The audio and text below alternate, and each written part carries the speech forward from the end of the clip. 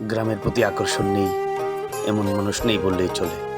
গ্রামের নির্মল বাতাস, খোলা মাঠ, সবুজ শ্যামল প্রকৃতি, নদী নালা খালবিল প্রতিটি মানুষের হৃদয়ে ছুঁয়ে যায়। তেমনি একটি গ্রাম ব্রাহ্মণগ্রাম। ব্রাহ্মণবাড়িয়া জেলার কসবা উপজেলার ছোট্ট একটি গ্রাম।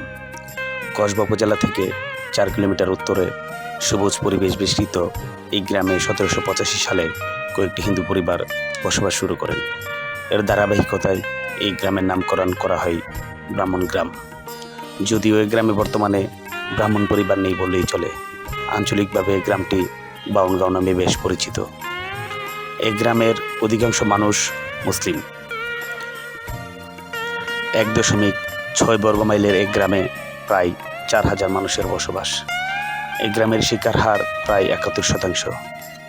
এই গ্রামে অধিকাংশ মানুষ কৃষি নির্ভরশীল হলেও বর্তমানে চাকরিজীবী, ব্যবসা ও প্রবাসীদের দ্বারা এই গ্রামের অর্থনীতি সমৃদ্ধশালী।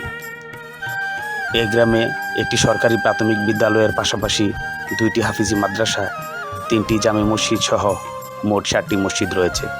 এই গ্রামে একটি বাজার রয়েছে যা ব্রাহ্মণগ্রাম মজলিশপুর বাজার নামে পরিচিত। এই গ্রামের বুক চিরে রেলপথ, সড়কপথ সহ একটি নদী বয়ে গেছে। এই গ্রামে অবস্থিত 2টি রেল সেতু যা যে কোনো মানুষের নজর কাড়ে। আজকের মতো এখানেই বিদায় নিচ্ছি। সকলে সুস্থ ও সুন্দর থাকবেন। যারা আমার ভিডিওটি দেখছেন সকলের প্রতি আন্তরিক কৃতজ্ঞতা।